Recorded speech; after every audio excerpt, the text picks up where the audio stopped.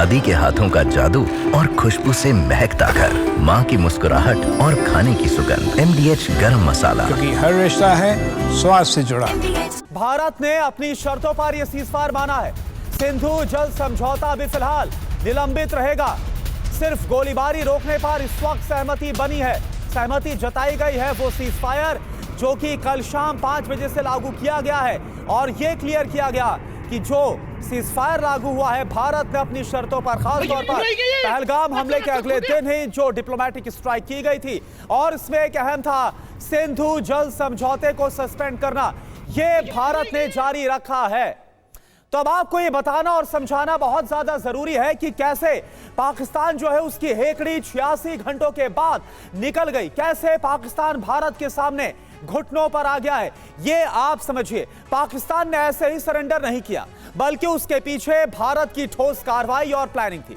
आइए आपको समझाते हैं कि पाकिस्तान कैसे भारत के सामने घुटनों के बल आया। ऐसे घुटनों पर आया पाकिस्तान, आप देखिए, भारत के भीषण हमलों से सरकार और सेना पाकिस्तान की घबरा गई।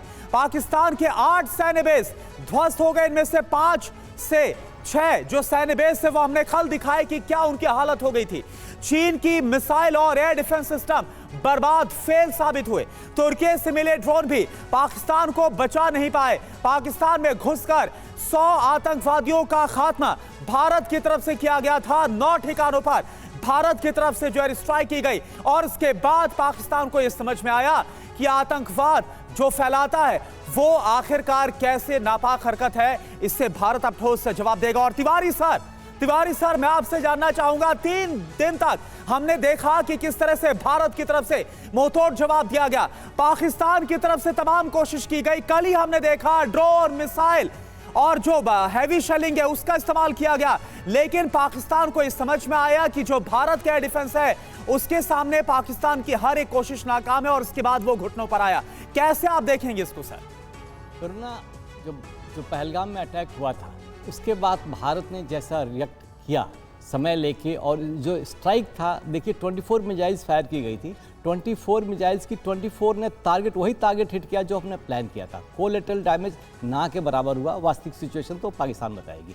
तो इसका मतलब हमारा achievement that shows the proficiency of air force, efficiency of Air Force, where impact output is 100%, result is 100%। इसका समय लेके पाकिस्तान को कुछ जवाब तो देना ही था। कोशिश उन्हें जेफ-17 से की और कुछ मिसाइल फायर्स की। और जेफ-17 इनका मेजर 156 जहाज है पाकिस्तान के पास, लेकिन ये पाकिस्तान के जो जहाज हैं, जो चीन के जो जहाज हैं, ये रिवर्स इंजीनियरिंग द्वारा बनाए गए हैं। तो इनकी एफिशिएंसी अभी तक टेस्ट नहीं हुई थी, इस बार अभी टेस्ट हुई। बिकॉज चाइना भी चाहता था कि हमारे जहाज बिके। चाइना के जहाज के कस्टमर्स कौन कौन से हैं? बांग्लादेश, पाकिस्तान और सूडान, और कोई नहीं है। तो जेफ-17 की कैपेबिलिटी जो उन्होंने फायर करने की कोशिश की है, 2 हमने डिस्ट्रॉय कर दिया। उसके बाद एयर डिफेंस का देखिए, पहले पाकिस्तान का जो मेन इक्विपमेंट था वो अमेरिका से आता था। 1965 में उनके पास very creditable, very capable air defence था and it worked. But in spite of, because हमारे फौज का मोराल इतना हाई होता है कि हमारे इक्विपमेंट उतने कैपेबल नहीं थे, फिर भी हमने उसको अच्छी तरीके से स्ट्राइक किया, दबाया। अभी तो सिचुएशन बिल्कुल ही अलग है। हमारे पास इक्विपमेंट भी सुपीरियर है, हमारे जवान अधिकारों का मोराल मनोबल बहुत ऊंचा है, जबकि पाकिस्तान आर्मी, पाकिस्तान एयरफोर्स में क्रैक हो चुका है। लेकिन ये बौखलाहट के चक्कर में उसे कुछ जवाब देना है, तो बॉर्डर लाइन को फायर किया जा रहा है। जवाब उनको अवश्य मिल रहा है। और ये क्यों तोड़ा? बिकॉज एक शब्द करना चाहूँगा, पाकिस्तान इसमें किससे बात करोगे? पाकिस्तान में कोई एक आदमी नहीं है, हिंदुस्तान नहीं है कि प्राइम मिनिस्टर ने जो ऑर्डर दे दिया वही फॉलो किया जाएगा। पाकिस्तान आप उनके प्रधानमंत्री को कहोगे, या आर्मी चीफ को कहोगे, या ISI चीफ को कहोगे, या आर्मी का हेड हो।